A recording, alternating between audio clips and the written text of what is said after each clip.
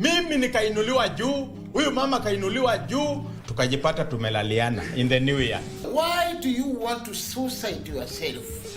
Mimi hakuna pale nitaka kujisuicide. Nenda kufungua mheshimiwa nikiwasha, kumbe ilikuwa ni nuclear bomb mheshimiwa. Sikujua huyu nani mwingi amenihusia vitu ambaye it's not legit mheshimiwa.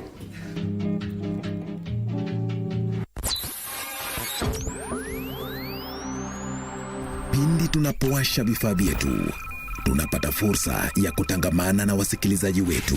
Karibu sana thĩinĩ wa tabarĩra ya Rwiga. Tunapeperusha utangazaji uliobobea katika habari, ni ũndũ wa macio na mangĩ maingĩ, burudani, ni harĩa tũkoragwo tũkĩigua nyĩmbo mwaki nyĩmbo hot, na hamasisho la kiroho. Usiachwe nyuma. Jiunge nasi kwa safari ya kufana katika 99.5 FM. Shoro FM.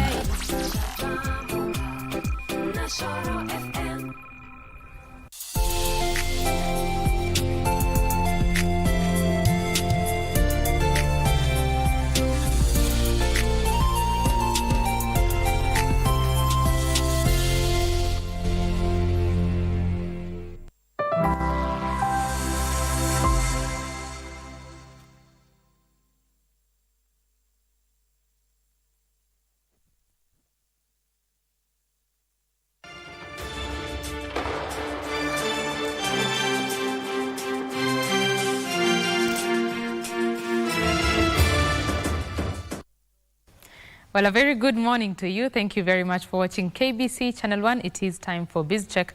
My name is Kiptum and Byron Abuli is my colleague on the sign language interpretation.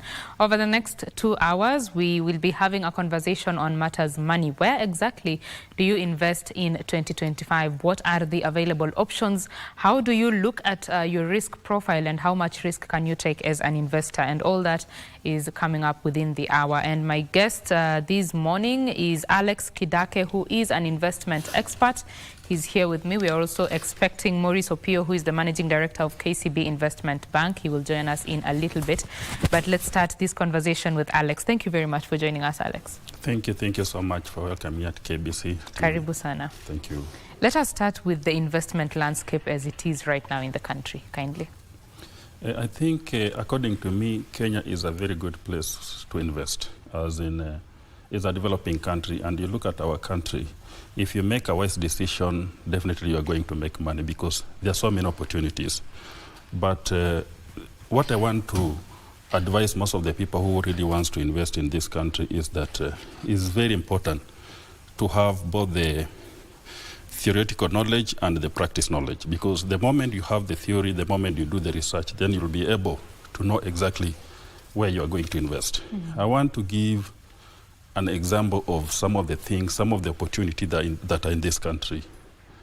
If you want to do a very good investment, what I can advise our people is that make sure that you invest in anything that will not compromise on your capital. What do I mean by saying that? I want to give an example of property business. If you invest in property, what will happen? Let's say you have put up a house and you have tenants. In case those tenants fail to pay, the only thing that will compromise is your profit, which is the rent, but you still have your property. So when you're doing investment, make sure that when you're investing, don't compromise on your capital. The second thing is make sure that when you are investing, in most cases, you get payments before offering the service. The moment you do that, the risk of you following or the risk of losing money become minimal. Where you see most of these developed countries, when they're doing in the manufacturing, when you want to import any goods, maybe from China or from Vietnam, they will tell you the only thing that you need to do is you send the 50% deposit, then after manufacturing, you will be able to pay the balance. These people, what they have done, they make sure that there's no risk. You first of all pay before receiving the goods or service. Those are some of the things that you should be able to do. Another thing that is also very important is staying out of debts. Staying out of debts, that means that whatever business or everything that you are doing, your income should be more than your expenses, so that by the end of the day, you are making profit. Because most business, yes, they're making profit, but it's not sustainable. You make profit, but you don't have cash flow. That is another challenge that most of companies in Kenya are experiencing. I want to give you a very good example of what is happening currently in our country. I want to give you an example of River Road. If you go to River Road, there's a lot of cash flow. There's a lot of cash flow in River Road, but the only challenge that we are having in this country is that the region where we have the cash flow in this country, it's very small. If you look at River Road, it's a very small place, and if we can be able to extend, whereby we have a very big place where we can be able to extend the cash flow, where the trading, the people can be able to do business in different regions and be able to circulate money. Because the challenge that we're having in our country right now is the problem of cash flow. Yes. I feel like when you talk about how businesses should maybe not accept to give services before they are paid, or that income should be more than expenses, it sounds very theoretical. Practically, there are very many instances when the business does not go in that direction. What is a business person to do in that case? I know most people will find it hard, because that's why you see we have such kind of a discussion. When we have this discussion, it's very important for us to be able to tell our people, especially those who are in business. For somebody like me, I want to tell you that I got both the street and the box knowledge. I have gone through the street. I understand the challenges that people go through. You find there are so many importers who are bringing goods here, and they sell the goods. The goods goes to the client, even to the consumer, but they find it very difficult for them to collect back their money. And you see, that becomes very, very expensive, especially going to the clients asking for your money and you have already delivered or a service or goods. So what I always advise people, if you want to grow in this country, it's better for you to have your goods there, whatever that you have not sold, instead of going to the client asking them to pay you your money. So for me, I feel and I find that if you want to grow in this country, if you want to do good business, according to my experience, it's better for you to invest in those kind of businesses that you can be able to be paid before offering the goods and service. Right. Yes. Let me bring Maurice Opio into the conversation. Thank you very much for joining us. He's the Managing Director at KCB Investment Bank. Yes. You've listened to what my colleague here, Alex Kidake, has just explained, and I'd like to hear from you what your outlook for the investment space in Kenya is currently.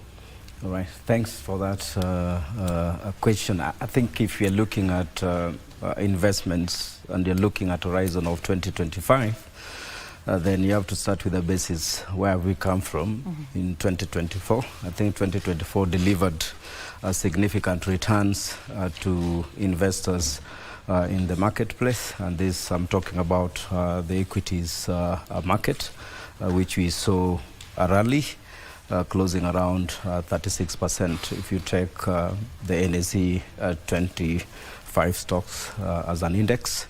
And equally, we saw a significant movement of investments in debt instruments, and this talking of collective investment schemes, which also generated quite significant case. Now, from an investment, if you're planning to then do your outlook in 2025, what will be those significant factors that you'll be able to look into? And primarily, in this case, we are looking both internal factors which might impact that investment. I think there's a clear monetary policy stand that the interest rates really have to come down. We have seen that into the markets already feeding in. What that then means, you'll find significant allocations being done into the stocks. And if I look into the stock into this year and picking specific segments of the market, for example, the banking stocks, there's still significant valuation uplift which investors can get into. They're still trading more or less cheaper. I would expect significant allocation into the stock market. Another aspect which is coming in, and of course I know there are several policies are being done, is on the digital assets. I think if you look at what the US are doing, out of their policy stance, there's significant appetite into those particular assets. So those would be two specific asset classes I think would be able to anchor the year. When it comes to bond investments or debt instrument investment, then it's the question of how do you position your investment to make a significant return. That means, should I get into the market now, look into all available debt instruments which I can invest into and take my position. So those would be two perspectives that I would bring at this stage. Mm-hmm. Yeah. We are talking to Kenyans. Kenyans are watching this program and they're asking themselves, yes, with whatever I have, yeah, what are the investment options available for me? Yes. Let us, let me stick with you, Opio, yeah, and just answer that question to, yeah, a common mwananchi, a layman who, yeah, has no idea where to put, yeah, their money. Yeah. Right. So for the mass retail investors, there are two things which comes out. You start investing by savings, all right? Bring your small portion. Let me bring my small portion on this other particular element. Mm-hmm. So the main aim there is, can you get your savings into money markets? So that's one quick, safer investment for the retail majority. Mm-hmm. The next is also the penny stock, which a lot of individuals are taking up. But I have to put caution in there. As you get into the stock market, then you must work with your advisors to really help you select some of those securities that you're really looking into. Look at it from a saving culture, which gets into your money markets, build that wealth, then now start diversifying into other asset class. Mm. Yeah. So let's talk more about the savings, yeah, the savings, because, yeah, of course you cannot invest what you don't have. Precise.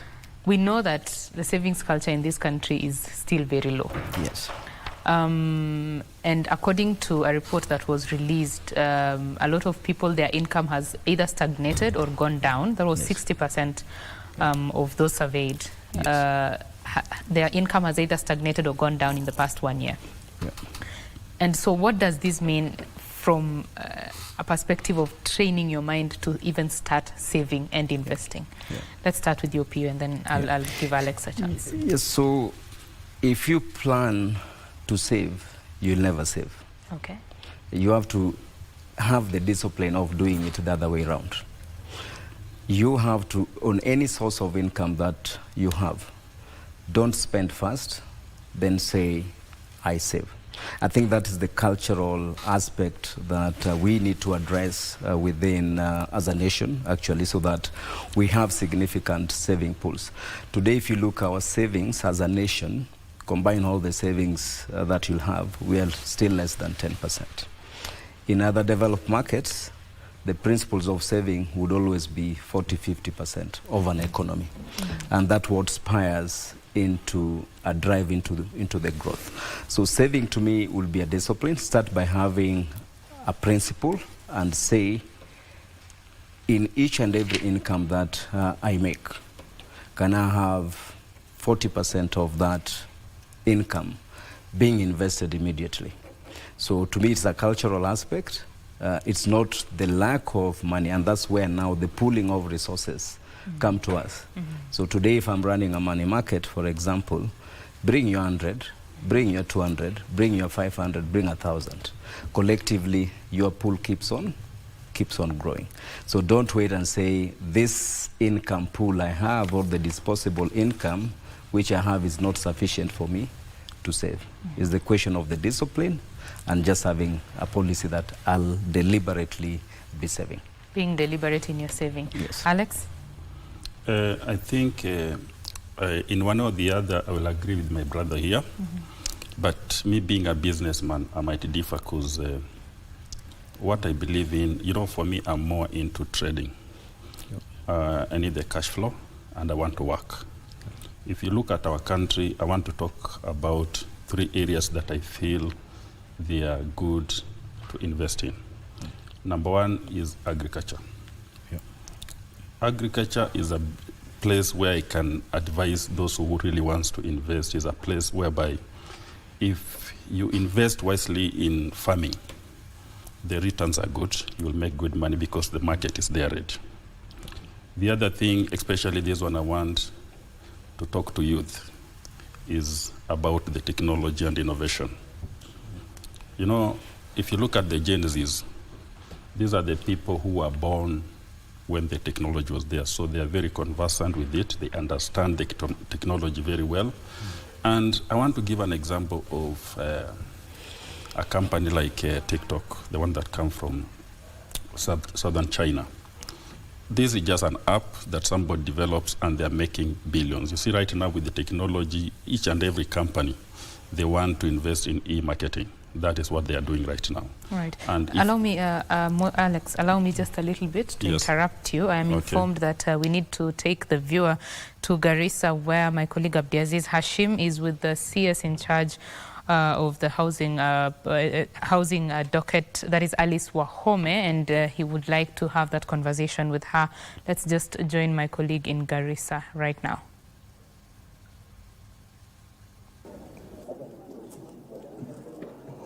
Good morning to you, Betty Kiptum. Of course, we are camping here in Garissa town. This is the Garissa township, and one of the critical projects that is set to be spearheaded by the national government, that is the affordable housing project, which has been the norm across the country. And in this particular Garissa township, the projects are ongoing. We showed you that yesterday, and today joining us will be the Cabinet Secretary for Lands, that is Miss Alice Wahome, just to tell us about how many house units are we expecting in this particular area, and how many people have gotten to be employed in this particular project that is ongoing across the country. Quickly, CS, let me rope you in. Thank you for joining us on KBC Live, Channel 1. Waziri, how many houses are we looking to build here in Garissa? You said your name is? Abdi. Thank you very much. Abdi, we are here to receive His Excellency, the President of the Republic of Kenya, Dr. William Samoei Ruto, who is our guest for purposes of foundation laying of this site. The Garissa Affordable Housing Project has 408 units of both socio, affordable, and market typology or units. And therefore, and you can see this project started in October, and we hope to complete by January 2026, October 2024, but completion is expected on in January 2026. And within that period, we expect a lot of work to go on. We will be engaging maybe roughly about on average, because there are 6 blocks, different blocks with the various units. We expect that we'll be engaging about 500 to 600 youths per day, especially on the high activity days. And therefore, we know that work is ongoing. We are going to put a lot of pressure on all our contractors so that they can work within the contract period. Of course, with me here is Engineer Njenga, who is the secretary, but he's the one with the task of going to every site, every project site, to ensure that the plan, the activities as planned, the construction is done within the period that we have agreed. His lead, our regional lead or coordinator for this region, Northeastern, is Karanja here with me. And sometimes we also use him for the coast region. But today we are excited because we will be laying the foundation stone in this site. And of course, Waziri, given that this is a very important project, especially for the government and people at large, and this is the first project within the northeastern region. You know, the president has been clearly stating that this region has been marginalized. It has not received so many developments. So how critical, what are the people on the ground telling you about this particular project? I think there is excitement because if you can look at the design, the design is very friendly, it's very good. We will ensure that there is within the site, the security wall will be done. There is a kids playing ground. All the amenities that you would expect in a modern living space are going to be there. And this is just our beginning, the phase 1. I think about 2 kilometers away from here, or 1.5 kilometers, we have another site for public works, where we will also be building another 1,000 housing units for affordable housing units. We also have buckets within the region. In terms of this county, we have other jobs. But in terms of it's good that I go down very quickly, that in Garissa Township is where now we have the 408 that we are launching today. And then we have Garissa Town again, just what I have talked about, 1,000. We do have, we will be doing Barabara, you know Barabara. We are at the pre-design stage, working very hard. Within 2 months, 1,500 units will be coming. And it is important that the people of Barabara know that we haven't left them behind. Then we have Ijara and Fafi. Ijara taking 1,000 affordable housing units. And that is already in our current advertisement, so for tendering purposes. And then at a pre-design stage, another 400 for Fafi. We down the list, we also have markets, the ESP markets. We have 1, 2, 3, 4, we have 6 markets. That is in those places I've said, Garissa Town, Rajedra, Dadaab, we have Barabara, Fafi, and Ijara. We have ESP markets coming up.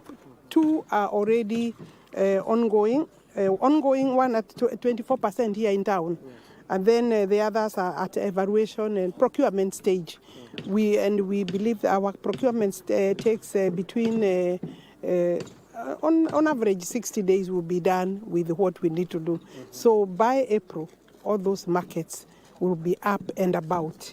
And I'm therefore quite excited that when you look at the region, like other regions, we need to accelerate government projects so that the prior marginalization stops being real, and because we are in every county as a state department, we don't want Garissa people to be left behind. These houses are for the ordinary people, and we have very many of them here. People who have no ability to access the market rate homes, and therefore I'm looking at also that we will be doing Garissa University. We have already proposed, His Excellency requested that we move very quickly and do hostels for them. So there will be 1,200 hostel units for Garissa University. And also there is a polytechnic, which is national.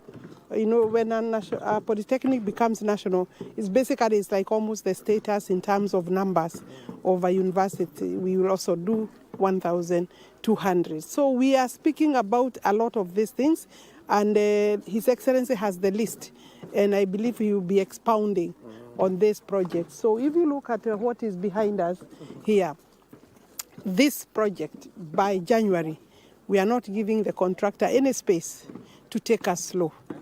We would expect that around February, then we can release the 408 units to the people. These stones are being harvested from here, and of course all the ballast stones, concreting, any material that requires to be done will be done on site. So there will also be a lot of investment outside this site, because if we are talking about delivering stones beyond where we are, then that will be a problem. Of course, some other stones will be brought, I believe will be brought. The ballast is the one we are doing here, and you already can see that. But we are bringing stones from the neighboring counties, where we can get the stones.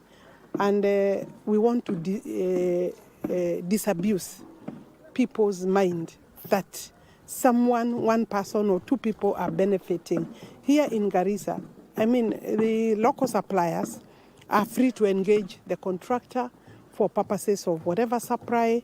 I have also emphasized that they must make sure the workers eat within the site, so that the contractor has a responsibility to ensure that the cooking for workers is also done, because you can see it's also heavy duty work, and the workers need to be fed. Although they pay for it, it's good that it is is accessible at also good conditions so that we can take care of their welfare. And maybe finally, Waziri, given that we're winding up, we were supposed to take it back to the studio. The final question will be yesterday.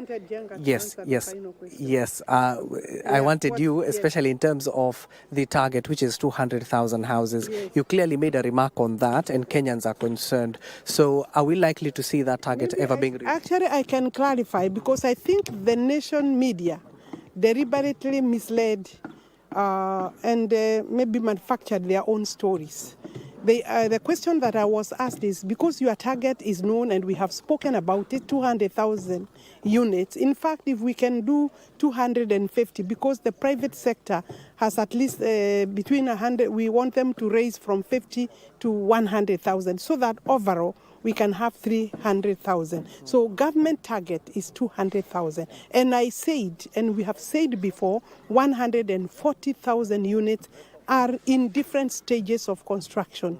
But because they are in different stages, the ones that are complete, by March, we are releasing 4,888 units. So I don't know where the nation media picked 1,000.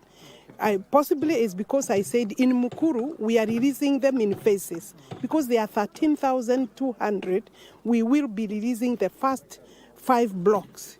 And those are 1,080 from that site alone. But for the 4,800, we are picking from different projects. So I think it is important that we be factual, even as you assist us to highlight and publicize this. Okay. Maybe quickly, engineer, give us your thoughts quickly in just 1 minute, given they were supposed to hand over this particular project. Then thank you so much. My name is Engineer Jenga. I'm the one in charge of Project Management Office, in charge of delivery of all the projects in Kenya.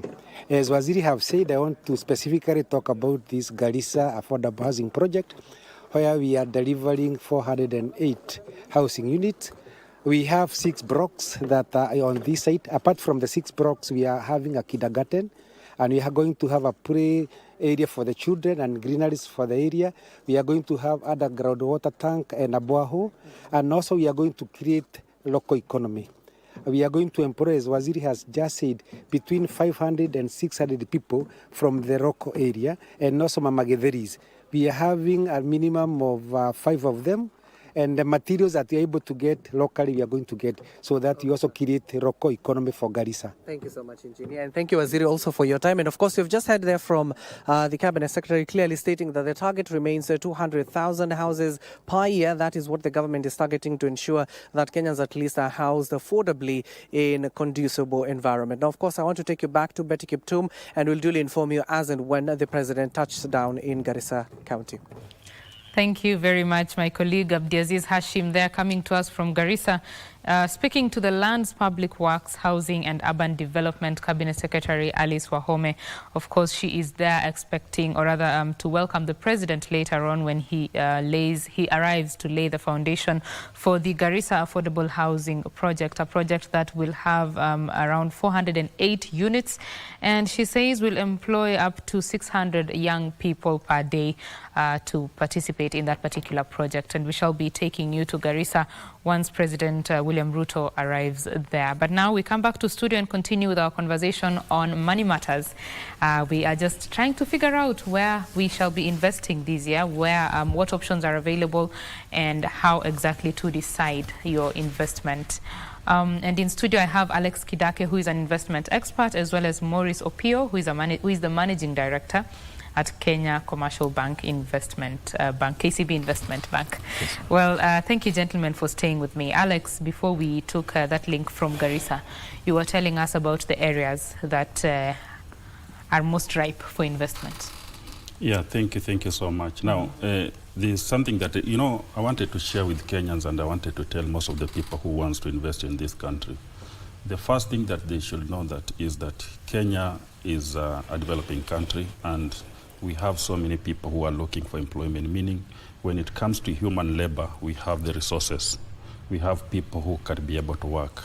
As what my friend said about the investment, for me, I will push and tell people that let's work. let's use the resources that we have. Let's go to the KCB, to their bank, and borrow money, and we use it to trade. So I just wanted to share some of the regions, some of the areas where I personally feel that the returns are good. Number one, I was talking about agriculture. As you guys know very well that there's no way that you can, even if you go to farming, the market in this country is very, very big. You will get the market, the business are there, the land is there, we've got the natural resources. The second area that I was talking about, it was about the technology and innovation. You can look at what happened in this country, look at what fintechs are doing and the M-Pesa thing, the way it's really, really doing very well. You can see most of the banks, the M-Pesa has employed so many people. That's an area that I can tell you, if these Gen Zs they use who are born during this era of technology, they can put their mind together with the support of the government. There's a lot of opportunity in the technology. The other area is about the renewables. Kenya is blessed with a lot of natural resources, and if you look at the wind power and the solar system, if we can be able to get investors or both the local and international investors, they come and invest in the renewable, there's a lot of money in that, because there's monopoly in power industry, and if we can have some other players who can come in, and at least we have people who can bring the competition, even everything will come down and the market is big. Another area is in the real estate. If you look at urban, and nowadays in Kenya we have both the counties, and you can see what the government is doing right now. What they are doing, they are trying to come up with the affordable houses to Kenyans, meaning the government has already realized that Kenyans need houses. And that's a good area where investors can come in, they buy land. You know something fun about Kenya? If you go and buy, let's say, if you have money and you buy 100 acres of land and you subdivide it and you start selling immediately, you'll make even all more than 50% profit, just immediately. Because when you buy a big jack of land, what will happen? You will get it at a very good price. You subdivide it, you sell. Nowadays, if you look at our country right now, people are selling off-plan, whereby you don't even need to construct. People will pay you even before you start construction. And that's exactly what the government is doing. You know, the government is receiving money before. So they got money from Kenyans, they use it to construct those houses. Now, the last one is tourist. You know, Kenya, we just come from the epidemic, the COVID, and people really struggled. And right now, all over the world, what is happening, people want to travel, people want to see what is doing. And if you invest in hospitality, that's the last area that I can tell you for sure that there's a lot of money in tourism industry.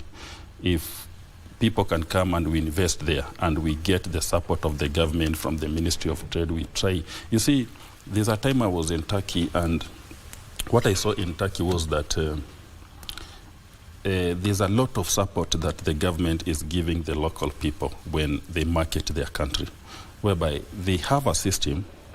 If you bring foreigners and they spend dollars in your country, the local people start earning some incentives. The government should encourage the local people, Kenyans, to help the government to market our country. The moment we do that, and you know very well that once I bring foreigners into this country and they start spending dollars into this country, I'll also start earning some incentives. Some developed countries, they have a way of helping the local people who bring those foreigners get their money, whereby if you go to a country like Turkey, when you bring people, you give them your number. So when they go to supermarket or anywhere they want to do any transaction, they give that number. So that one immediately gives you some points and you start earning incentive. So let's also help to market our country. Kenya is a very blessed country. Thank you. Right. Thank you, Alex. Alex has mentioned quite a number of industries or sectors that people can put their money into. And he mentioned real estate. Yes. Real estate in itself, for the most part, is a long-term investment. It has its risks. A report by Has Consult showed that the return for real estate averaged around 8%, which is below other short-term asset classes. Yes. So I'd like to hear from you, Maurice, when someone is deciding where to put their money, what exactly do they need to consider, whether it's from an individual perspective or from a business perspective? Yes. So definitely when you're planning to make an investment decision, there are several things that you need to be aware of. One, what is the risk that you are taking to make that investment decision? So that means the asset you're looking at, whether it is a company, you have to understand how does it operate, what track records do they have in terms of performance. Try to know generally who are the stewardship of that enterprise that you're looking to invest into. So that's what you'll call doing your due diligence exercise in anything you buy. So even taking a good example, land and real estate that you're referring into. Before you move even into that subdivision, you must have done your search and make sure that this asset is safe for me first to really invest into. Number two, you have to then take a decision and a view, this investment that I'm making, how much capital will I require to make this investment successful? And can I do it myself, right? So you can pool other like-minded investors, and that's something that as Kenyans we need to try and do it more and more, as opposed to waiting, saying I'll accumulate this capital and start making investment maybe in 3-4 years. That then will not really suffice. So those are the two parameters that you'd really get into. Touching back into the real estate, which you mentioned, giving an average return of 8% today. Of course, real estate is a long-term asset. It is a defensive asset that you'll have. So if it's a building, you'll have it there for so many years. However, there are other more asset classes which have also been created around a real estate. So you talk of the REITs, or the real estate investment vehicles or schemes, which then allows you to not physically own the asset, but you'll own that particular unit with average returns perhaps today talking of 10.5%. Right. Thank you, Maurice. I am informed that we need to now go to a function where the inaugural Nairobi Environmental Diplomacy Symposium is ongoing. Prime Cabinet Secretary Musalia Mudavadi is speaking. Let's listen into that. Let me take this opportunity to make it official. You will recall that last year, President Ruto hosted, in conjunction with the World Bank, the IDA 21 replenishment conference here in Nairobi, where there were several heads of state, including the current AUC, African Union chairman, the president of Mauritania. Ladies and gentlemen, that effort, that convention was able to rally, which has now become official from the World Bank, an excess of $100 billion as the IDA 21 replenishment to help support the IDA recipient countries, which are close to 75 or slightly more globally. And this perhaps becomes a very good forum so that the conversations that you come up with can help in enriching the use of those resources so that they are directed to environment-friendly programs in all these 75 countries. I think that is a very, very significant development. And I would really want to urge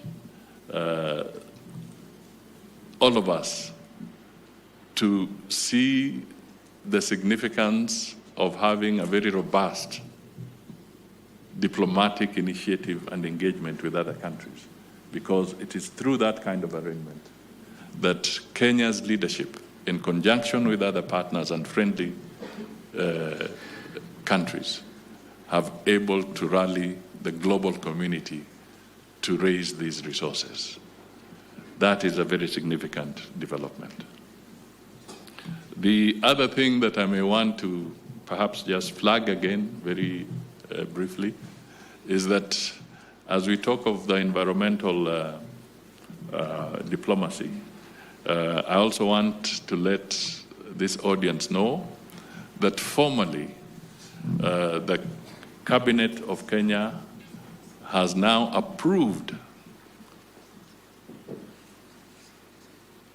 the sessional paper on diplomacy and given the go-ahead for it to be tabled in Parliament, which will happen next week when Parliament reopens, so that it goes through the first reading, and then it will be available for further conversation and debate by a wider cross-section of the Kenyan people and our partners.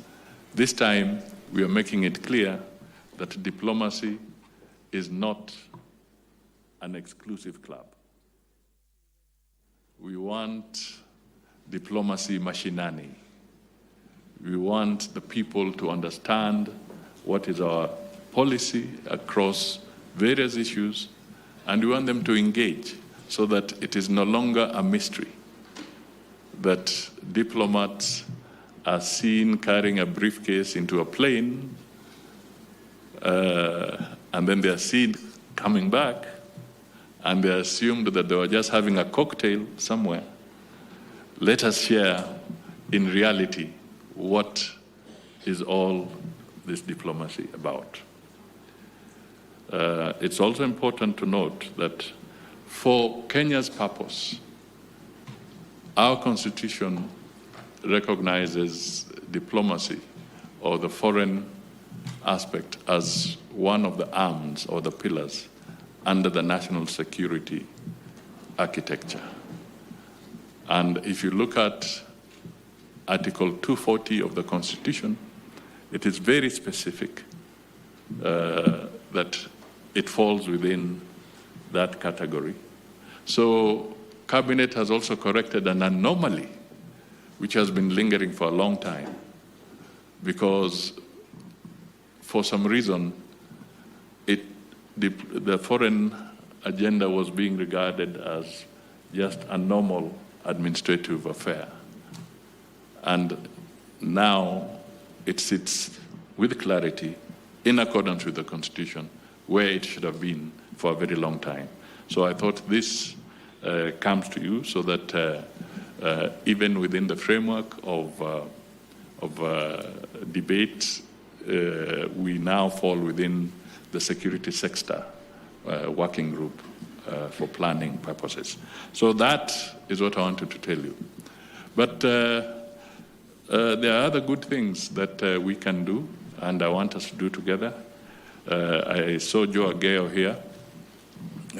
I don't know that he's still within the room somewhere. Yeah, and I was just talking about.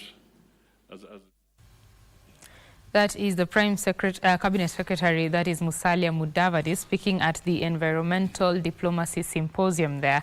And of course, that particular symposium is going to look into the global environmental processes, as well as how to ensure that there is maximum impact from major environmental conferences, both in Africa and across the globe, as well as the future of environmental diplomacy. And of course, our reporters are on the ground there. They will be giving us a detailed report of the outcomes of that particular symposium in our subsequent bulletins.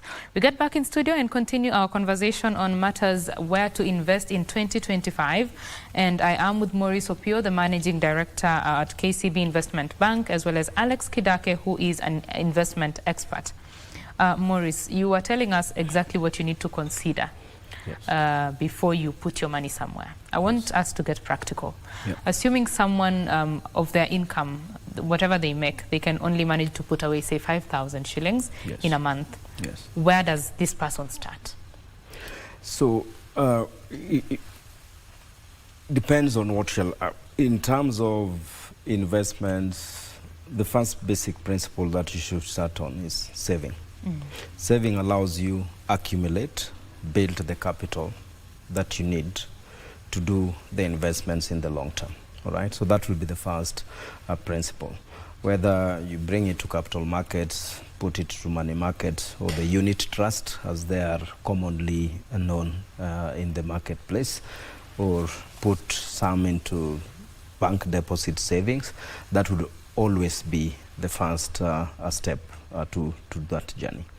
The second step into that journey is now to look into the investment horizon. And the way I look at investment horizon, you cannot manage to invest as an individual, as one person. So it is, how do we pool our resources to create an economy of scale to get into a project? And that's where I'd left the earlier conversation when I touched on the real estate investment schemes, the rates, which then allows individuals to own or have a pit pie on a building, for example. So today we can take this building here and say it is worth X. How much money do we need to really put in there? So we can own it, 1 million Kenyans, and have it. More to that, I think also other classes are getting much ahead in terms of us now having reference to this physical asset. We don't need it. So everyone is moving to digital space. So you can get into a digital asset which has an underlying asset, which is a building, and allows us to trade. Because the other aspect of investment is always how easily can I exit the investment which I've made. Is there a market? And back to the real estate example, selling a wholesale building can take even 2, 3, 4 years. All right? But if we are 100 of us owning that building and it is liquid, we can be able always to trade. Mm-hmm. Yeah. Right. Alex, I would like to hear your thoughts in terms of, because you're more business focused, yeah? So when someone has these 5,000 shillings, how do they get to the point where they can now put it into business, and what do they need to consider first? I think, according to me, what I believe in is the first thing, if you have money and you have capital and you want to invest into business, the most important thing that you need to do, you need to do research. Mm-hmm. With 5,000 Kenyan shilling, you can still be able to use it and generate a lot of money. I think I've been in so many business. I want to give an example of myself so that even our listener can be able to relate it with it very well. My first business, I think, I used to sell the mutumba. I used to buy some shoes from the second-hand shoes from Kikomba, and I used to sell them at those side of Githurai. And I remember my first capital was around 2,000, 3,000, where I used to go there very early in the morning. I get the shoes, and the profit margins were very good. It was more than 50%, because you buy those shoes with around 200-300 shilling and you sell them at 500-600 shilling. So what I want to tell people is that, first of all, you have to make sure that you have passion on whatever that you want to do. Do invest in research. First of all, understand the market, know what you are going to get into. The moment you do that, you will be able to make money, and make sure that whatever you are going to do what you love. And for me, I really believe in taking risk, going into the business, taking the risk. I don't really believe in putting my money somewhere, let people take the risk. I believe in going there, taking the risk. I want to give you an example of a gentleman in Kilimani who invested, he used almost 3 million to set up a car wash. And as we are speaking right now, the guy per day, I was talking to him, he told me that he wash almost 440 cars. And you see, he charges 400 shillings per car. So by the end of the day, if you look at how much this gentleman is making in a day, he's making around 15K, and his total investment, and you see those are just from the washing can. He has the carpet, he does the bathing and all those things. By the end of the day, the gentleman was telling me in a day he make between 20 to 30,000 in a day. And look at the investment. It was only 3 million, and he pay a rent of 120 shilling. So with me, I believe in going there, working, because by the end of the day, I don't feel like giving somebody money to work for me. And let's look at the real estate. I'm in real estate, and you see, most people prefer maybe, if you live in Nairobi, you want to build up your house and go there and stay there. For me, I don't count it as an investment. Mm-hmm. An investment is something that can be able to generate resources. Mm-hmm. If I have 30 million or 20 million, and I am a business-minded person, I will put that money into trade. I use that money to generate resources, and I rent. I better go to Kilimani and I get a house or an apartment I rent for 100,000, and using the 20-15 million I can be able to put into the business, and I make maybe $1 million or $500,000 every month. Then I take the 140 or 150, I pay my rent. The biggest challenge that our people are doing right now in our country, they don't want to take risk. And it's called risk because you can put your money there, and if you are not very careful, if you have not done a good research, that's why we always tell people, and that's why the government should come in and talk to professionals, because it's very important for these people to get the theory part of it. Because the moment you have the theory, you can be able to foretell and be able to know how much, whether the business is going to be viable, you're going to make money or not. Mm-hmm. Yes, that is where now people need to go to school. Right. You're speaking about the matters of risk, and of course different people have different risk appetites. I would like to hear from you, Opio. How do you determine what your risk profile is like? So, in determining the risk, of course there are several factors. As an investment bank, as advisor, we look several factors to ensure that the risk we take to you is commensurate. So the risk would be, number one, what is your age profile? For example, if I have someone who is in their golden years, then I have to make sure that the investment products I give you should give you regular income and protecting the principal which you put in. So if you gave me $1 million and you are, say, in your 60s, for example, I have to ensure that you need more income, because as you get into the sunny years, you need liquidity, what you can use in every day. So age comes as the first factor that you'll be able to look into. For a young person, then you are looking investment into a very long-term horizon. And that means you are able to take a risk which can continually keep on adjusting. But by taking that risk, also, you have got significant return. Alex mentioned, if you don't take a risk, you don't make a return. The more you take the risk, the more the return. But it has to be a calculated factor.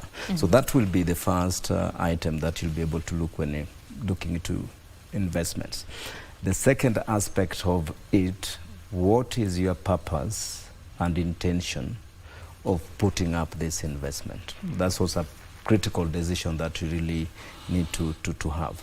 Is it an investment that you'll put money in today, you want it back tomorrow, you want it in 2 months? Because that also will impact your anticipated return. Then lastly, of course, is the question of the capital that you have to look into. So those are the 3 parameters that you'd ideally look if you're making an investment case. Right. Yeah. Is debt bad? Debt is good so long as you have discipline around it. All right? If you take debt to go into consumption, buy food, buy clothes, buy all that, then to that extent debt would be bad. But if you take debt to then invest, then debt is good. Reason being, there are several factors around the debt. Debt is always considered cheap, theoretically, but to common citizen, you'd say, I almost want it at 0%. So that will not happen in any way, right? So debt is cheap from a perspective of increasing what your target return would be. Today, if I give you money as Maurice and say I'm going to invest into your business, I'll be looking at a minimum return, say 25%. all right? If you look at the cost of debt today, even with the current existing environment, then I'll almost be getting 15, 16.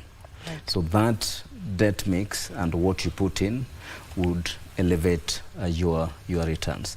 But also, as you take into the debt, then you have to look primarily what would be the source of repaying this particular debt which are put into the business. That's what we have several misses, either in companies or even as an individual. So without planning for a debt, then you don't have to go for that debt. But if you take it to complement what you want to invest into, and what you're investing into is less, the return is more than the debt component which you have picked, then you have got that your return portion. So debt is good, but on the contrary, without a discipline around debt, then debt can be bad. Right. Yeah. Alex, your thoughts on debt? According to me, I feel that it's good to stay outside debt. If you want to get debt, make sure that you are not inside debt, whereby your liability exceed the assets of the business. Right. Just hold that thought. Yeah. You shall give us more details in a little bit. I'm informed we need to take a quick break and pay our bills. When we come back, this conversation on matters where to invest in 2025 continues. Stay with us.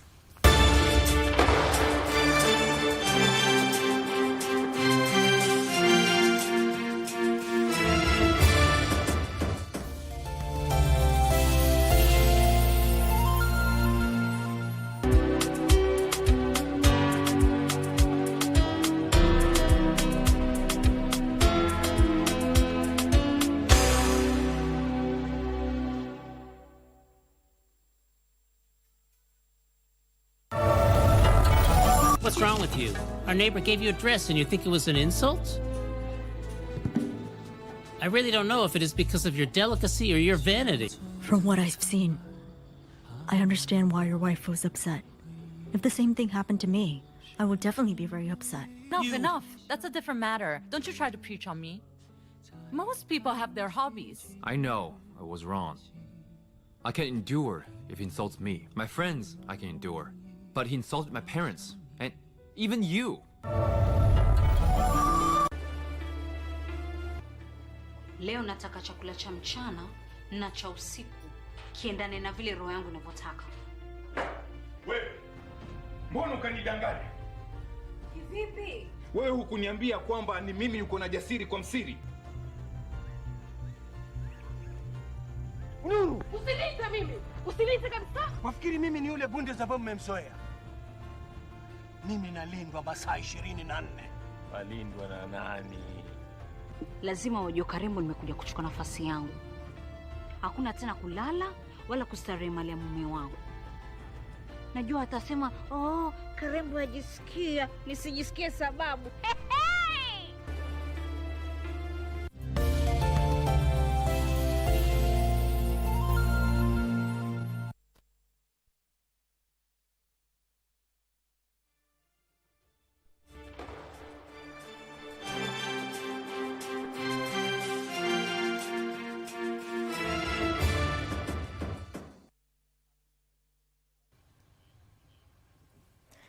Thank you for staying with Channel 1. You are watching Bizz, and we are now getting into the second hour of the program. My name is Betty Kiptum, and Lucy Maura is my colleague on the sign language interpretation. In studio, we are having a conversation about money, where to put our money in 2025. My guests this morning are Maurice Opio, Managing Director at KCB Investment Bank, and Alex Kidake, who is an investment expert. Alex, you were telling us your thoughts on debt. Yeah, please go ahead. I think according to me, what I was saying, that if you're in business, it's very important for you to stay outside debts. And you make sure that you avoid the inside debts. Inside debts, I'm talking about where your liability exceed your business assets. I want to give you an example of you find most of these companies, some of these, especially these small companies, they go take loan from the bank, and you find whatever they are taking from the bank is more than the size of their business. So it's very important whatever that you are going to take or whatever that you are going to get out is less it's less than what the size of your company. That is very, very important, because when you have business, the other thing that I also want to add on it is also very important to avoid negative cash flow. When you talk about negative cash flow, I'm talking about, you know, a business can be profitable, but still, it can still go bankrupt.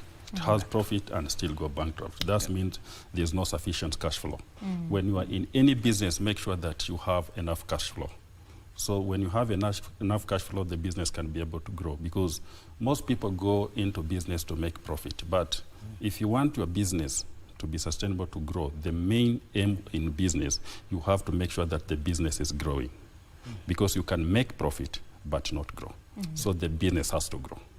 Thank you. Right. Opio, you're nodding in agreement. Please share those thoughts. Yes, so, and speaking just from his perspective, in a business, the money you have in that business, so you must make operating income into that business. If you go to business, what are the components that you're servicing from the revenue that you're generating? Number one, you need to pay your suppliers, right, who are making an input into that business. You have got your employees that you're making into. So that cost, you must always take it into the consideration. You have got your tax obligations also to pay out of that business. So if you look profit, they say cash is king always. What cash do you really have in that business? What you're calling the profit, is it supported by cash in that profit? Or is it a profit you're making out of the business, but if you look at other usages that you need to come into, and that's where Alex was mentioning earlier, when does debt not become sustainable in that business? So you can make a profit, but the obligations that you have in that business outweighs what you treat as profit to you. So that's also sometimes makes companies collapse and all to that. So you have to really balance that. A sustainable business must be built by proper cash accumulated in that business over a period of time. We know that over 70% of Kenyan SMEs, they collapse in their first 3 years or so of existence. And a number of issues come into play, including the financial problems. Yes. And sometimes you find that maybe they're not making enough money, so they have to borrow. Yes. And then the kind of business they get into, it ends up being a pending bill. So on paper, you have made money, but in reality, money has not checked in. How do you think businesses can surmount some of these challenges? So the challenges, especially for the medium-sized enterprises or the SMEs, number one, yes, you can do business. But if you don't have systems to see what is getting into that business, what is getting out of that business, then you'll not know the source of capital that you really do have. So number one for the SMEs is to have good record keeping. All right? And in record keeping today, you don't have to sit down there and have someone in charge of your finance, someone in charge of your accounting. Today there are a lot of applications which have been developed, whereby you can do your entries of what you're trading every day. What have you sold? That is your income there. It is not yet an income to you. It is income to the business. And that's where a number of SMEs actually really get it wrong. I've made a sale. If I sell this cup today, you don't know in that cup what is my real income or what is my profit. So you might find it is 10 shillings, right? But if you are viewing it, that I've made 50 shillings, the cost to which you sold it, then that's not the business. So the first aspect is record keeping. With technological development, the innovations which have been done, there's several applications which synthesizes that. So that's the first discipline really that you need to go to. Number two, get a mentor as you grow the businesses. Even today, the businesses we are seeing today, the corporate which have grown over thousands and thousands of years, they started somewhere and were mentored into that that scale. So that's another aspect that SMEs are looking. So you'll not want to work with a professional advisor because they might be expensive from your perspective, but you're not having a check. So that's what I would say. If SMEs can work around it, because they're the backbone of our economy, we have to support them and have them create employment. So we have to do that. Right. Alex, your thoughts on MSMEs surmounting these challenges? I think I've been a consultant to a number of companies in Kenya, and I have dealt with a number of microfinance. And one thing that I can tell you now, this is using the street knowledge, because when you're talking about SME, I want you to put your mind at a place like River Road. And why is it doing better than this other region? You know, what I always say is that what the government need to do is what we are doing right now, is to try and educate our people on, especially those people in business. We try to share with them the small knowledge that we have on how to run the business, because most of these people just go into business to make profit, not for growth. I want to give you an example of some of the supermarket I don't want to mention them, that have been their consultant, and you have seen the biggest supermarket that were in this country. Most of them, they were there and they failed. And if you look at some of the mistake that this supermarket made, everything was to do with finance. There's nothing to blame the government. It was their own mistakes. Because you find that I want to give you an example of the way the supermarket operate in this country. They have suppliers. The suppliers supply their product. They are told that we'll pay you maybe after 30 days or on consignment. But what most of these supermarkets do, they forget that even after selling, this is not their money. This is suppliers' money. And they use suppliers' money to start expanding or having more branches. So by the end of the day, they don't have money to pay the suppliers. Those are some of the mistakes that most of these companies are making. You're using people's money to expand. They don't understand which one is their money and which one belongs to the supplier. What you have said is very right. What we need to do is we need to invest in a system. The moment, we have technology, and it's very important for us to embrace it. And we have to make sure that we do forecasting. We have to be able to understand what is going to happen after 10, 20 years in the business world. I want you to look at this Generation Z. Generation Z, as we are speaking right now, we are told from the research by 2030, worldwide Generation Z, they will be controlling almost $30 trillion US. So meaning this is an area whereby each and every person in business has to look at how we're going to handle this Generation Z. If you look at Generation Z, these are people who are so much informed. These are people who understand and people who like everything that is very transparent. But the only disadvantage with the generation is that they don't have patience, they don't have time. We are told they only have 8 seconds to be able to understand. If you want to market or if you want to sell to them anything, you only have 8 seconds. They cannot sit there waiting. That's why you see something like Instagram, TikTok is working very well on them, because there's no time. Now, if you're in business, how are you going to make sure that this is a niche? How are you going to make sure that you're going to take advantage of this generation and make money out of them? Because they are going to control a very big share in the market. So you must understand how these people operate. That's why you see even in politics, it's very, very difficult to manage these people before you understand them. So in business, if you want to prosper in business, the first thing that you have to understand is that there are so many influences. There's political, there's economical, there's social, technology, and legal. The moment you understand all these things and you know how you are going to face them and you have a plan, I'm telling you, there's a lot of money in this country and you'll be able to make money. And then the other thing that the biggest problem with the SME in this country is that you find most of them, they don't have enough capital. When we go to KCB, we are told they need a collateral. We have to put a security for us to be given that money. Now, these people, you find most of them, they are those wamama. They don't have any, they don't have the title deed, they don't have whatever. So before we used to have some microfinance whereby you are told you come in a group of certain women and you start saving and you get loans. Right. And by the end of the day, you find that these people, they are not knowledgeable. You find that there are so many people who are using them because they are getting some loans at a very high rate. By the end of the day, you go to a certain microfinance or a Shylock, you get a loan thinking that you have money to do the capital, but you are only working for those microfinance because the interest is very high. So it's also very important for us to tell these people, because as you are given money, you should also be able to understand how much are you also supposed to pay those people, because you can end up working for them. Thank you, Alex. I'll have to take those as your closing remarks. I'm informed we have to go to the president who is speaking in Garissa.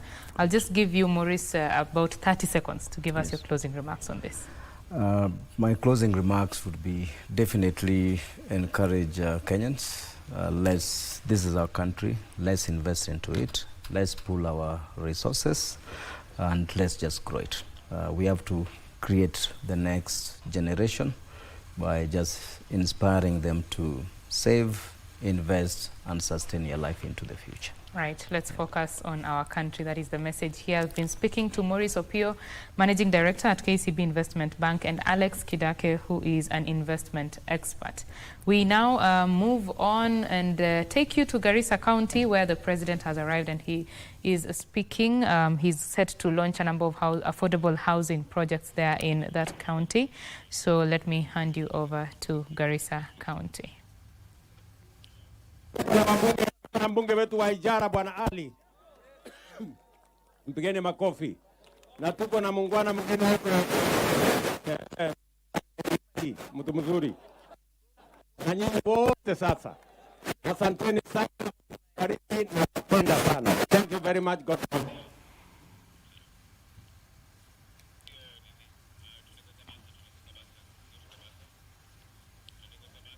Well, let us we'll bring you that particular report in just a little bit as we fix those issues. We go to Edward Kabasa, who is in Nyanza region. Let's listen in on that.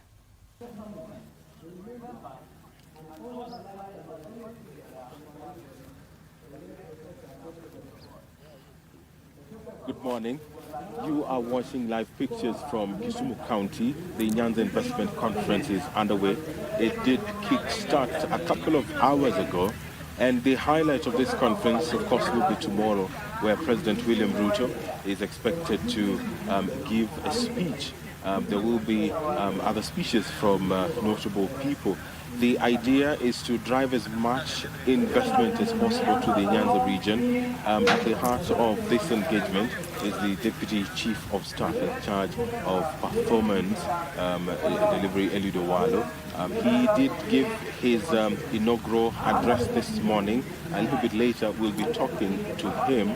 But right now, I am joined by Monimo Hawk. He's the Chief Executive Officer, Debate Real Estate. This is one of the most recognized real estate companies in Dubai, and of course he's in Kenya, taking part in this investment conference.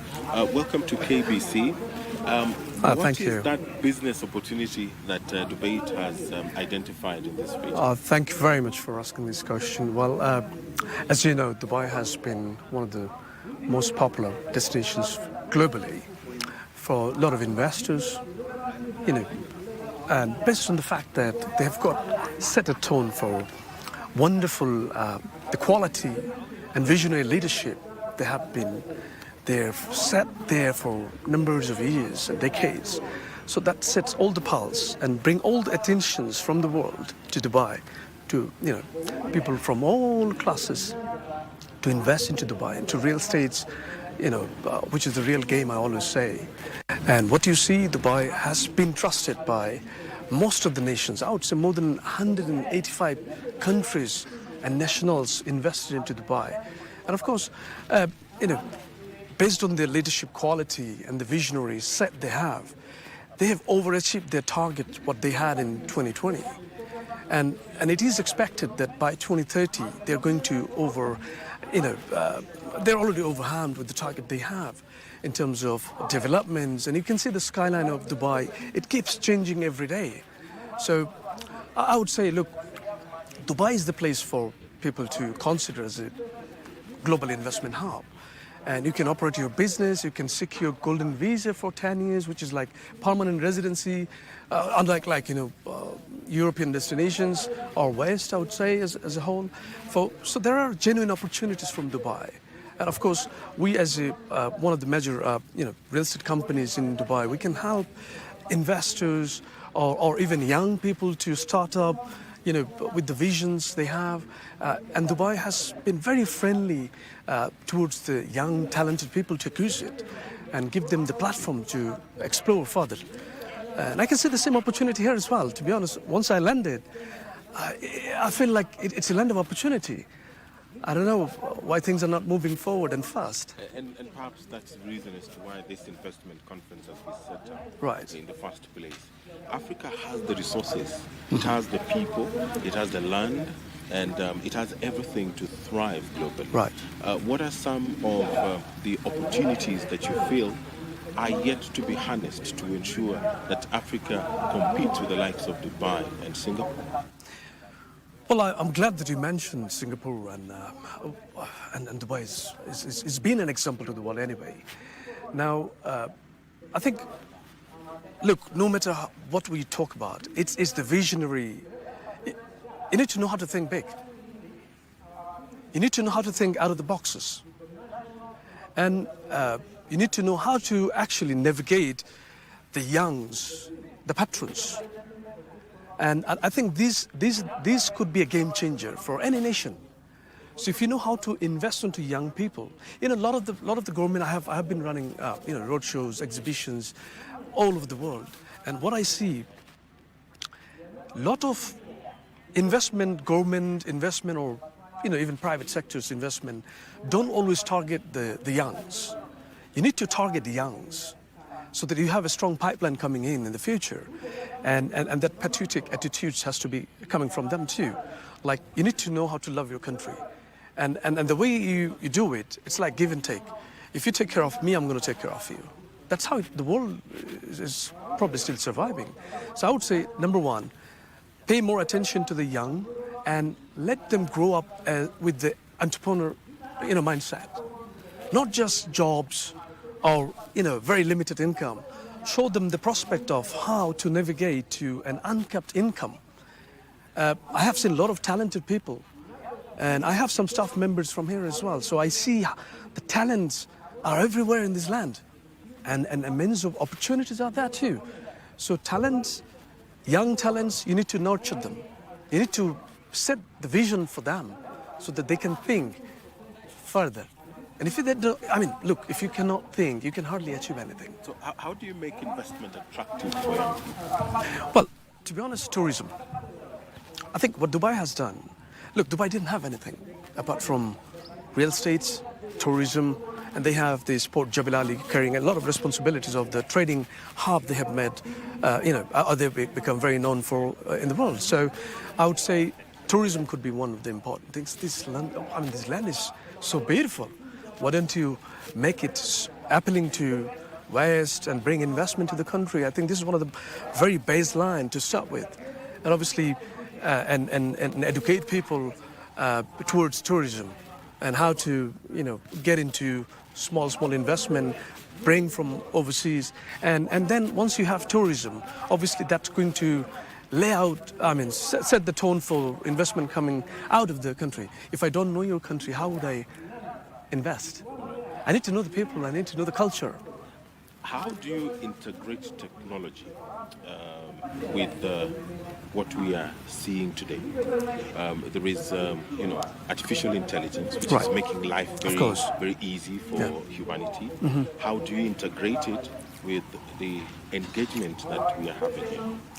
Of course, look, there's no doubt the world has been standing in parallel to the development we see, whatever, let it be real estate, let it be health facilities, any industry you can name. The involvement of technology and the way the technology also evolving, the world, me and you sitting here, talking live with a certain audience, addressing everyone who's watching us, you can see the difference it can make and the impact it carries. So technology has to be prioritized. And the young people has to be connected to that very, let it be AI or any other changes probably. You never know what's coming next. So you got to have a plan ad hoc to adapt with that. Look at the countries like Dubai, for example. I'm going to give an example for Dubai because you see anything, any new technology, somehow they capture it first. Because they know they invest onto those. They're open to the world in terms of innovation, technology. You know, these are the pillars. These are the little key things you have to prioritize and set the priority on high. Technology, educating your young people. I use this word young again and again just because I know what impact it can carry in the future. If youngs are educated, I would say navigated properly towards technological evolvements or whatever the developments coming in the future as well, it can change the whole game. We have seen countries like China build new cities, for example. Egypt is also working on a mega project. Right. Do you think that perhaps Sub-Saharan Africa should also be thinking towards that direction, that the time has come perhaps to build new cities, to expand opportunities not just for young people but to everyone, make Africa a global village? Absolutely. I mean, the opportunities, the potentials these beautiful land carries, it's abundant. I don't see anything impossible based on the fact that I know the talented people are there, the amount of talented people are coming from this zone. And all we need to know is just how to navigate it, how to direct it, and bring them together, and then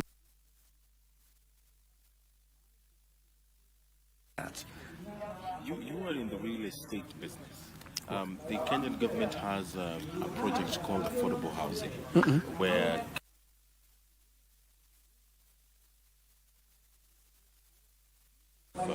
houses which are occupied by the so-called group of people who have been historically marginalized in terms of owning. Right.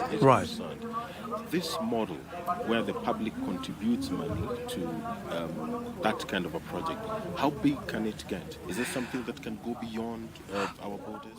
I would say technically yes, but again, you got to understand the difference between private sector development and government development. And what we're talking about is public housing, correct? If I'm not. The best way is to come out with a plan which is parallel to government planning and the private sector development. You cannot stop private sector development. Investment has to come to your country, and then government will definitely find a way to use the money flow so that they can also parallelly develop, so that there's no monopoly in the market. So certain control would be there as well. And I personally think the development should be open both private sectors and then also for the public sectors. Now, if government doesn't have enough money for housing, and you mentioned that marginalized people, like people, minorities or whoever, need the housing facilities mostly, how can they reach them if they don't have enough funding, for example? And how can a government have enough funding towards that?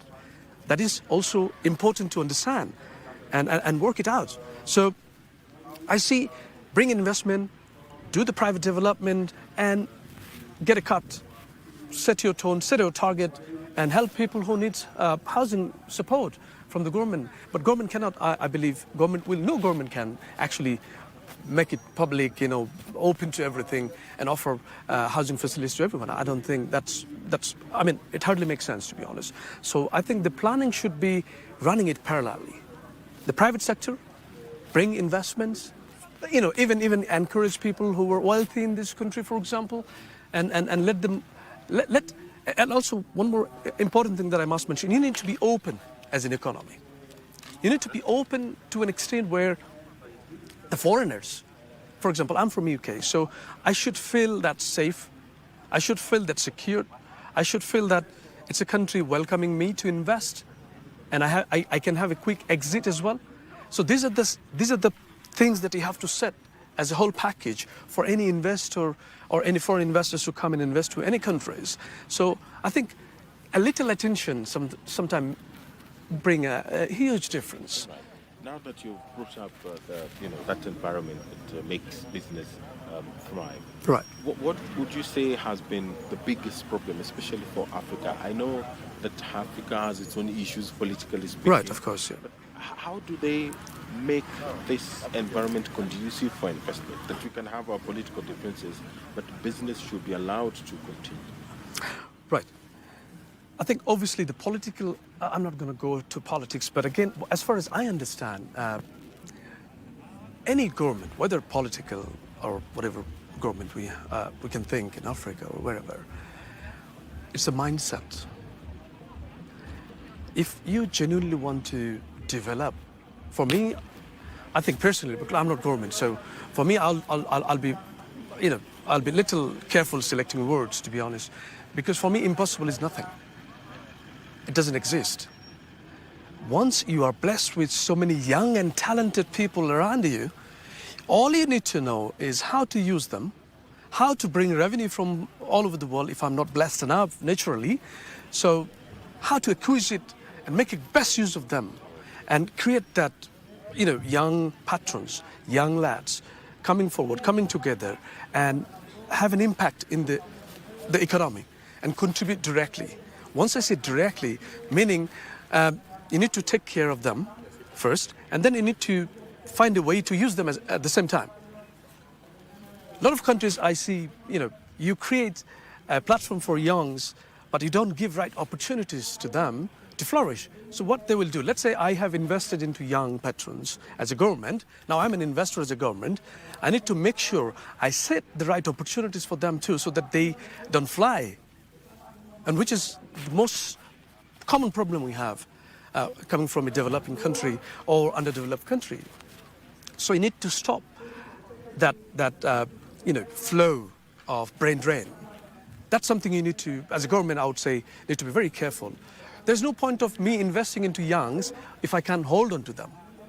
And I need to invest onto people who are going to lead the country in the future. The way I see, the best leaders are the leaders who create leaders. Okay. Now, what's the simplest way of getting into the real estate? Let's start with the simplest and the most complex. I know the most complex probably, okay. It involves a lot of capital. Can-do spirit. If you know that you... Look, I'm a visionary people, so I may sound very different, to be honest. But to me, know yourself first, but try thinking out of the box. If you go stereotype, it's not going to help you. It will never help you. But if you just think a little out of the box, probably small, start something very minimum, start something very small. How small are we talking about? Well, if it's Dubai context we're talking about, for example... Let's talk the African context. Yeah. Probably I have a piece of land. Yeah. Probably an acre. Right. What can I put on an acre? Let's say this 1 acre is probably next to a city. Right. Okay, so if it's a suburb, for example, where the potentials are there, I don't know the area, so I'll be blind. So let's use Kisumu. Yeah, well, Kisumu is an amazing place, by the way. At the moment I landed in Kisumu airport, me and my colleagues and staff all around were saying, wow, it's beautiful. Now, as soon as I get out of the airport, I see a different scenario. Okay? Now, the potentials are very much there. And conferences like these and exhibitions like this would definitely create more attention. And I think it can work in favor of those. But coming back to the question again, in context of development, look, the development cost in Dubai or UK or anywhere else and development cost in Kenya, I think Kenya would be in a far better position because of the human resources and the cost effectiveness of the easy access to the big labor market you need, workforce. I think they're in a slightly advantageous scenario. But again, I'll have to work out exactly what I have to have the numbers in front to give you the exact figures. But again, I think if it's a private development, I would say couple of $1 million for any foreign investors to just park and make the development look like a development. But you can start with even $500,000. But who knows? It depends on what opportunity what scalability is going to carry. Thank you. Yeah. Thank you very much. Thank you. That was the Thank you. CEO, Debate Real Estate. His name is Momenu Hogg. You are watching live pictures from Kisumu County, where the Nyanza Investment Conference has gotten underway. A lot of activity is happening within the main plenary, and now I will hand you over. We'll be speaking to the former Cabinet Secretary for ICT a little bit later. And remember, tomorrow is the big day, the official opening, where the President is expected here, as well as Africa's candidate for the African Union Commission chairmanship, Raila Amolo Odinga. My name is Edward Kabasa. Back to you. Chapter in Nyanza's transformation agenda. And in that regard, I'd like to thank my dear friend Owalo and his team for initiating this idea and discussing with the Lake Region Economic Bloc so that it can be held. When you came to see me, I told him that this investment conference could better be held within the framework of Lake Region Economic Bloc, because we already have an institution that brings Nyanza governors together, Nyanza people together under Lake Region Economic Bloc, which already, as you know, the chief executive is here, Victor Nyagaya, and I'm the chair, has helped us a lot to coordinate activities in the Lake region. I must acknowledge that the choice of Kisumu for this investment conference by the organizers was well thought out, this being the first investment conference for the region. And Kisumu really, historically, and otherwise has become the hub of trade, innovation, and opportunity, and is the center of the region connecting all the counties in Nyanza. To the organizers, we say asante sana and karibuni sana Kisumu. Distinguished ladies and gentlemen, this conference is a testament to our shared vision of transforming Nyanza into a thriving investment destination with vast potential in agriculture, blue economy, infrastructure, tourism, and marketing and manufacturing. Our region stands ready for strategic partnerships that will drive economic growth and create sustainable livelihoods.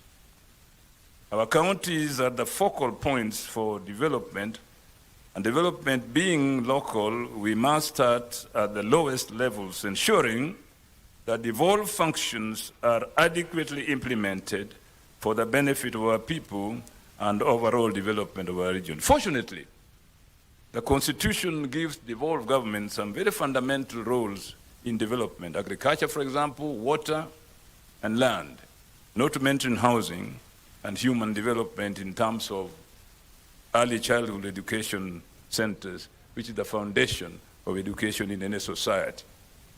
Kisumu is open to business, and as a county, we are committed to fostering an enabling environment for investors through progressive policies, infrastructure development, and a skilled workforce. We believe that through collaboration, communities and accelerate our journey towards prosperity. As you engage in discussions over the next few days, I encourage you to explore, connect, and seize the possibilities that Nyanza has to offer. Let this conference mark the beginning of fruitful partnerships that will shape the future of the region. Ladies and gentlemen, let me remind you that we can only, through decentralized cooperation, the development of this region heavily depends on how well we can come together and form a united front for development. Once I was in a room somewhere, and I saw a big sign on the wall. To come is wonderful, to come together is divine.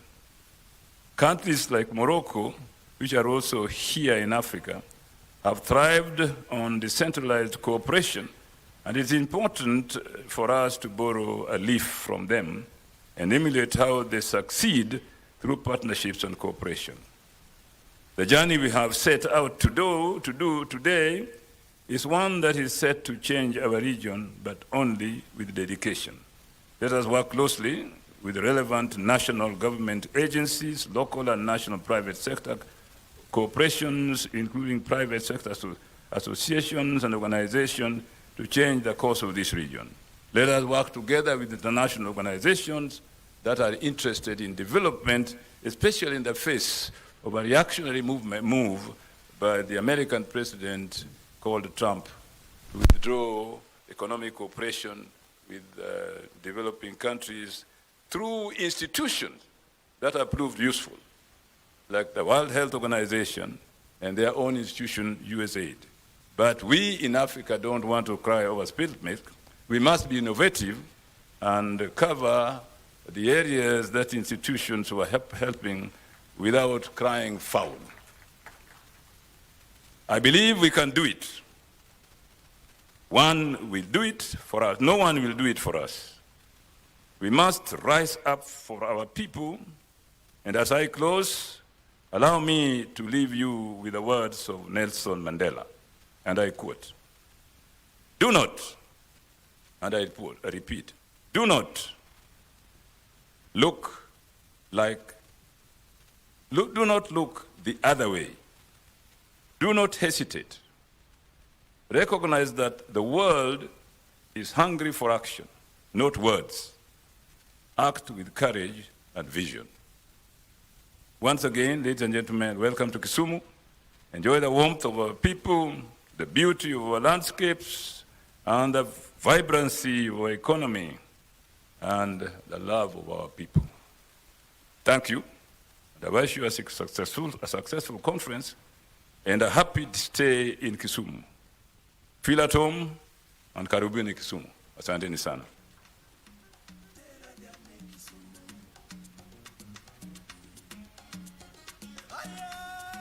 Let's give Prof another round of applause. Thank you, Prof, for welcoming us. Let me recognize also the President of the Chamber of Commerce, Dr. Eric Ruto. Asante sana. And the organizers of this wonderful event, led by the Chairman, Jaffo Lende, and the team of brilliant Nyanza professionals that we have been introduced to us here, and really all our partners who have made this event a success. We're going to go into the next session, which is the session on the blue economy.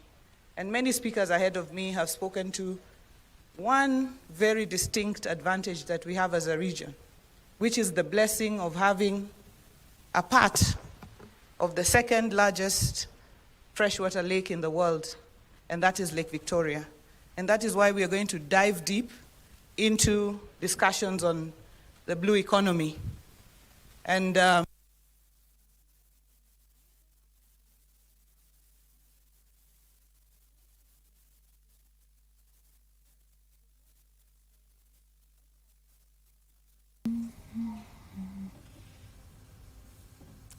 Well, those are pictures coming to us from the Nyanza International Investment Conference that is happening in Kisumu. Our team there, Edward Kabasa, Wycliffe Okech, are on the ground, and they shall be covering that event. It has begun, and tomorrow is the main day. And of course, a lot of conversations happening there around how to ensure that the Nyanza region is making the most of the resources in the area, including what the governor there, Wanga, just spoke about in terms of Lake Victoria and a blue economy, how to ensure that they are tapping those resources to benefit the county and the counties there in that region, as well as the people there. Remember that the blue economy is a very integral part of Kenya's economy, and the government is being very intentional in terms of looking to invest in the blue economy sector and create jobs and open up new jobs. That is the Nyanza International Investment Conference happening in Kisumu County. And as we continue to fix that, remember that in Garissa County, there is the affordable housing project that is set to be the foundation is set to be laid a little bit later. President William Ruto is already on the ground. He shall be doing that in a little bit, but the last time we checked, he was speaking to the residents of that particular county. And earlier on, our very own Abdiaziz Hashim had spoken to the CS in charge of lands, housing and public works, that is Alice Wahome, and one of the things she mentioned is that the government is very intentional to ensure that the marginalized community, the historically marginalized communities, receive development just like any other part of the country. And the affordable housing project is one of those developmental projects that are being taken to the marginalized in this country.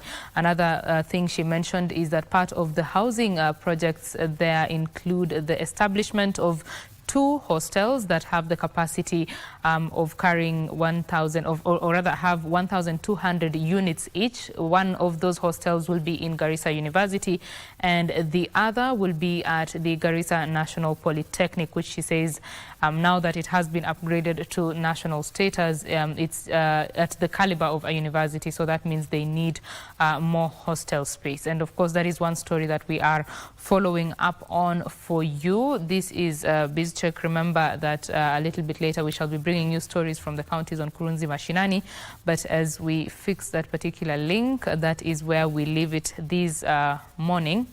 My name is Betty Kiptum, and Lucy Maura has been my colleague on the sign language interpretation. Thank you very much for watching. Have yourself a lovely afternoon. Bye-bye.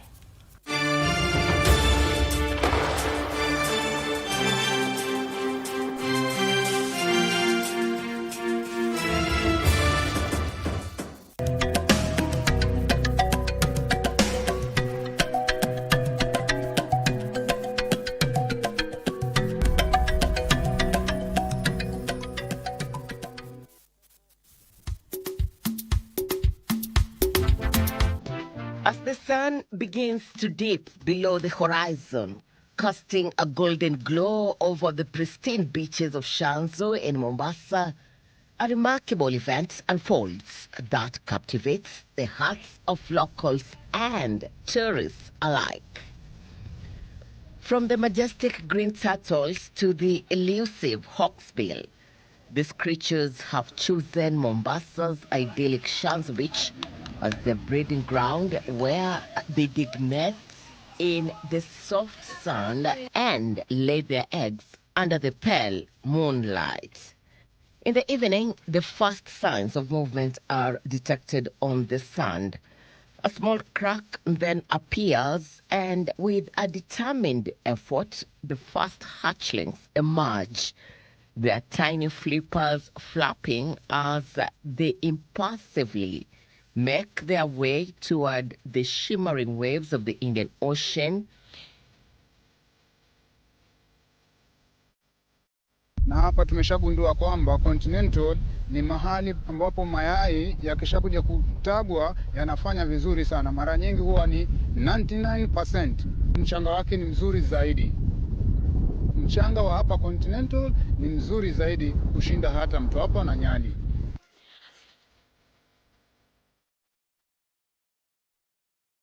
Turtles have an aphrodisia, so they kill them for oil, which they believe is for fertility and curing the skin diseases. And because of that is why you see what the experts are saying, that only 1% of them survive. And now, out of that 1%, you realize that at the Continental Hotel, we are extremely lucky because we have turtles around. We have nests here at the Continental. Our beach is clean, sand, we protect it. It's not congested.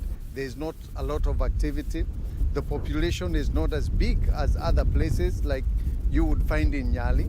Visitors armed with cameras and curiosity await such rare moments.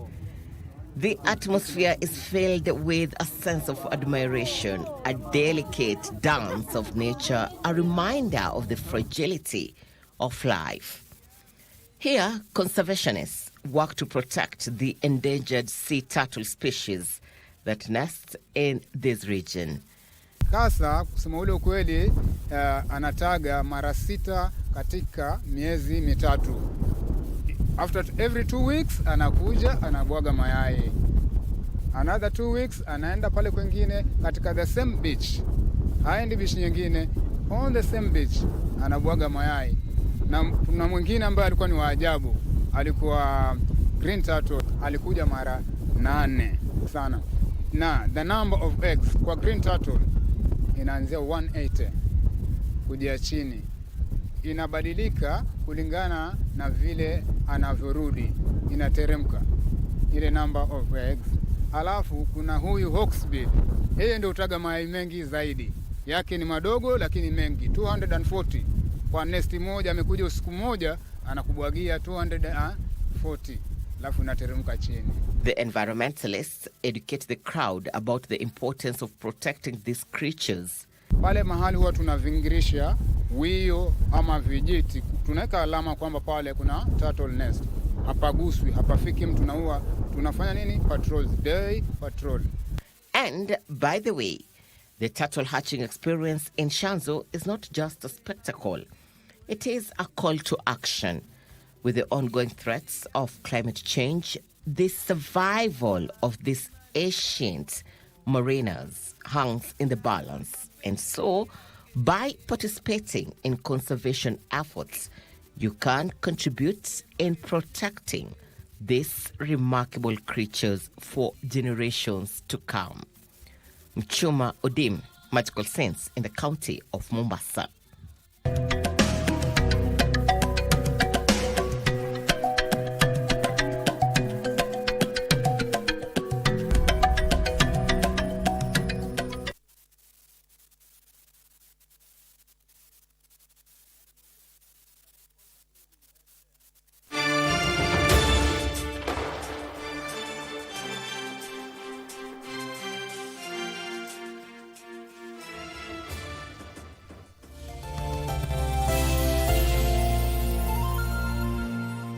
I never heard the music so sweet. I repeat. Well, go on, me brethren, big things are going. Remember, each and every Monday we have to shell down the place with nothing but the best of smooth way the vibes in your favorite station. You know these things, man. Alafu kila Tuesday, kata simu tupo side giving you Kenyan music from the 254. And of course, you can spice up your Wednesday by doing blazing hot hip hop and R&B jams. We don't got no label. She say she want bottles. Vibes and vibes as we go all across Africa, Kenya, Nigeria, Ghana, all the way to Tanzania to give you nothing but the best on Afro Thursday. Make sure you make a date with us each and every single Friday with me, DJ_Liza Diva, DJ Colder, and me, Wanjiko. This is Club One Extra. Unanifanya nisikie kunyongwa. Hadija ai, mani especially ukisonga.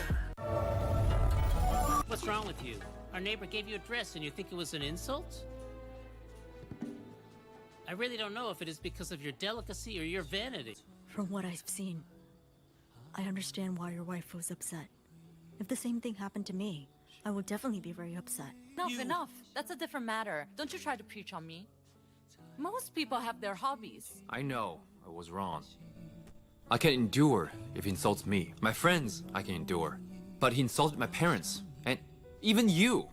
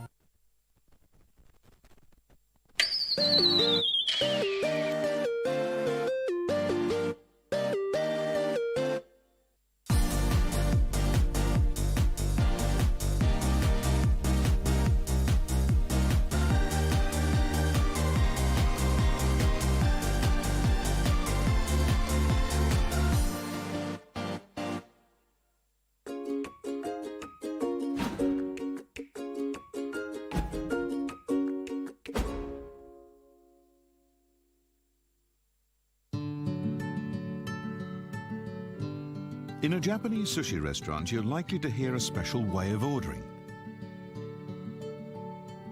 Omakase, please.